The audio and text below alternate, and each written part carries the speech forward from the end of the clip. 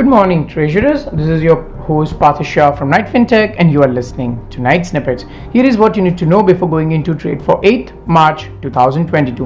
In the international market, Russia-Ukraine situation is taking an ugly shape. Investors are scared and they are pouring money into the safe havens. But at the same time, Fed's mid-March meeting is near and rate hike probabilities are making things harder for investors. The volatility in the US 10-year yields is quite visible. On Friday, the benchmark closed at 168, but on Monday again it is at 174. In the crude oil market, crude is trading at $123.20 per barrel. Short-term range is 122 to 130.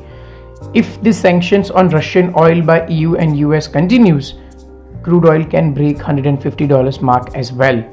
Yes, couple of months back we were seeing a possibility of $120, and here we are sitting with $123 per barrel price. And now the investors and the traders are looking at $150 per barrel mark.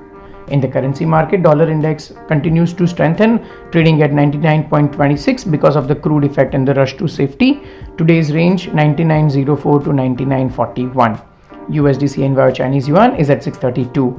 USD INR with a low of 77.11 closed at 77.10 near day's low. Resistance at 76.75 and support at 77.30. Trading strategy, again a correct prediction of USD INR move by the night research team.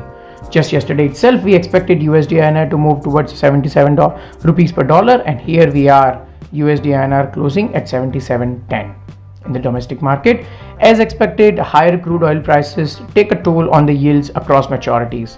Shorter end also increased as Fed has indicated that they will not refrain raising rates even in Russian-Ukraine situation as inflation is stubbornly high.